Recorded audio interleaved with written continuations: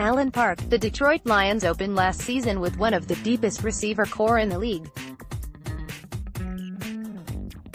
They finished it with duct tape and bubble gum holding the position together. Golden Tate was shipped to Philadelphia before the trade deadline, then Marvin Jones went down with a knee injury. Kenny Golladay did have himself a bit of a year, breaking out with 70 catches for 1,063 yards, but the lack of depth behind him left Matthew Stafford with very few reliable places to throw the football. Ever heard of Andy Jones before last season? Congratulations! You read way too much about the Detroit Lions, or are my mother. Yet he started 3 games down the stretch. Bruce Ellington is a journeyman who played in just 4 games for Detroit. That was still enough time for him to finish as the club's 3rd leading receiver, and then he was cut. Expect Detroit to prioritize finding Stafford another receiver or 2 this offseason. Here are some options who will be at the Combine next week. Previously, edge, Tate. Metcalf, Ole Miss. Have you seen the photo? I mean, good lord.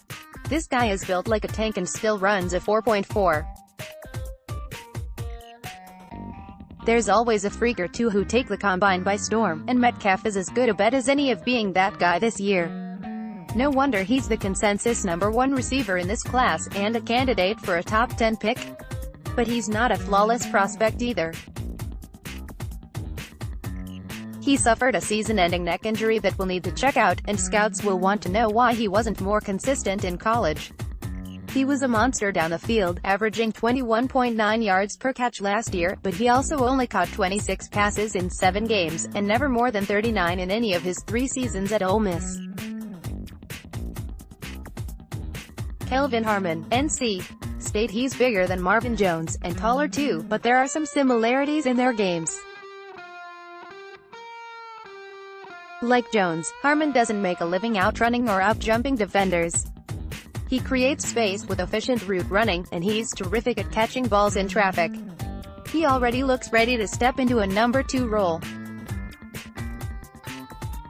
Too bad it might take a first-round pick to get him. Hakeem Butler, Iowa State. Iowa State hasn't had a player selected in the first round since George Amundsen in 1973. Hakeem Butler has an outside shot to change that, and if he doesn't, he could be an intriguing target for Detroit on day 2. At 6'6", he would add serious size to a receiver corps that could use it, and maybe help mitigate the lack of tight end depth in the passing game. Detroit really missed that in the red zone last year, and a beanstalk like Butler could help. Deebo Samuel, South Carolina. It might take a second-round pick to get him, but man, there might not be a better apples-to-apples replacement for Golden Tate than this guy. 5'11", he plays the receiver position almost like a running back. Indeed, he averaged 6.2 yards on 25 career runs and scored 7 touchdowns.